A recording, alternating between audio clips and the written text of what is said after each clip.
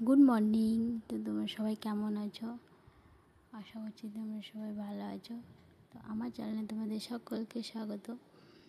তো সকালে উঠে প্রথমেই বানিয়ে ফেললাম, সকালে ব্রেকফাস্টটা বানিয়ে নিলাম, কারণ সবাই রাত্রে লেটে ঘুমিয়েছে। এমনকি ছেলে রাত্রে একবার জ্বর এসেছিলো, তো সেই হিসেবে আবার ওষুধ দেওয়া হয়েছে। তো সেই হিসেবে কারো ভালোভাবে ঘুম হয়নি, বড়ো ছেলেও ভালো করে ঘুমাতে পারেনি, আমারও ঘুম হয়নি, ওদের ড্যাডিরও ভালো করে ঘুম হয়নি। তো সবাই অনেকটা লেটে ঘুমিয়েছি। তো সেই হিসেবে সবাই অ্যালার্ম দেওয়া ছিল ফোনতে, কিন্তু সবাই ঘুমিয়ে গেছি। তো আমি ঝটপট উঠে প্রথমে ব্রেকফাস্টটা বানিয়ে নিই, কারণ হাজব্যান্ড খেয়ে অফিসে বেরোবে, আর বড়ো ছেলেও খেয়ে ও পড়তে বসবে। আর ছোটোটা যেহেতু একটু শুয়ে আছে, ওষুধ খেয়ে জ্বরটা একটু ছেড়ে এসেছে, তো এদিক ওদিক করছে। তো সেই হিসাবে বড়ো ছেলে ওকে নিয়ে খেলছে। তো যাই হোক, সকালে ব্রেকফাস্টটা খাওয়া হয়ে গেছে, কিন্তু আমার একদম কাজ হয়নি। এখন প্রায় 11:45 কাছে বাজছে, আর আমি একটাও কাজ করে উঠতে পারিনি। সেই হিসেবে অনেকে বললাম তুই ভাইয়ের কাছে একবার থাক, ভাইকে একবার দেখে নে, আর আমি একটু কাজটা, বাসি কাজ যেগুলো পড়ে আছে একটু সেরে নিই। না করলে তো সব পড়েই থাকবে। এখনও ঘরে ঝাড়ু লাগানো হয়নি, ঘর মোছা হয়নি। আর বাচ্চাদের শরীর খারাপ হলে না, কি বলবো, নিজেরা অসুস্থ হয়ে যায় মনে হয় এত, তখন আবার কাজও প্রচুরভাবে বেড়ে যায়। আর এই দেখো, পায়রাগুলো ঘরে ঢুকে পুরো জিনিসপত্র ফেলে দিচ্ছে।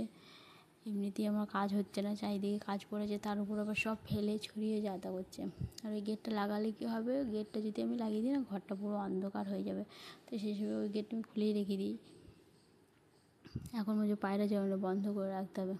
তো আমি একটু কোনো রকমে ঝাড়ু টাড়ু লাগিয়ে স্নান টান করে ফ্রেশ হয়ে চলে এসেছি। আর ঠাকুরকে ফুল জলও দিয়ে দিয়েছি। তুলসী গাছে জল দিতে যাচ্ছিলাম, জল দিয়েছি, তারপরে তখন দেখি তুলসী গাছটা শুকিয়ে গেছে।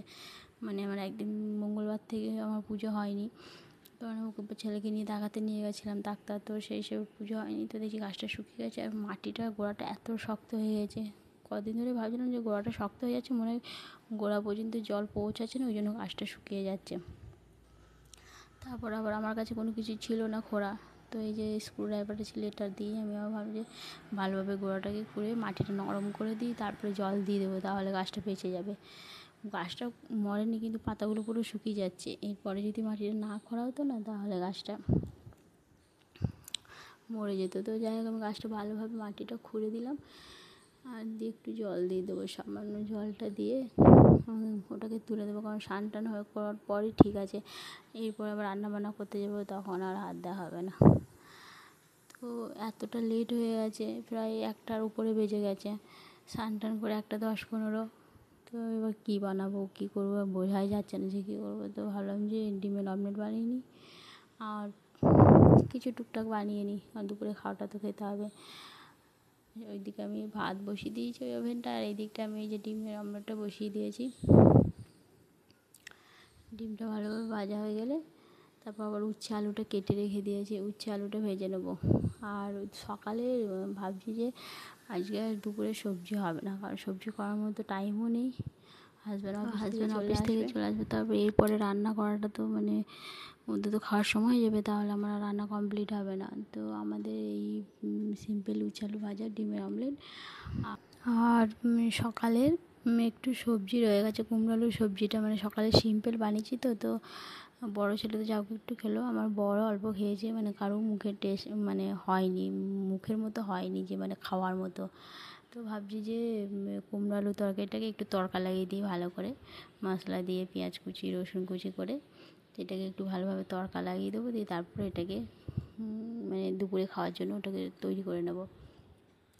আর ছোটো ছেলের জন্য একটা ডিম সেদ্ধ করে রেখে দিয়েছি, ডিম সেদ্ধটা খাই, তো ভাবলাম যে করে রেখে, ডিম সেদ্ধ খেতে একটু ভালোবাসে, তো সেই সময় ডিমটা সেদ্ধ করে রেখে দিই যদি খাই।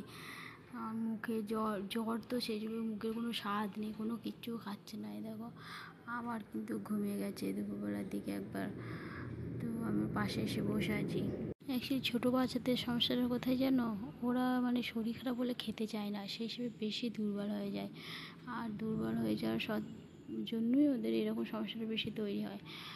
তো ও যখন ঘুম থেকে উঠলো দুপুরের দিকে, আমি ভাবলাম একটু বাদাম ভাজা আছে, বাদাম দিয়ে একটু নোনতা নোনতা সল্টি বাদামগুলো ছিল, তো দিলাম। বাবা খাচ্ছে না, মুখে নিয়ে চিবিয়ে আবার সব ফেলে দিচ্ছে।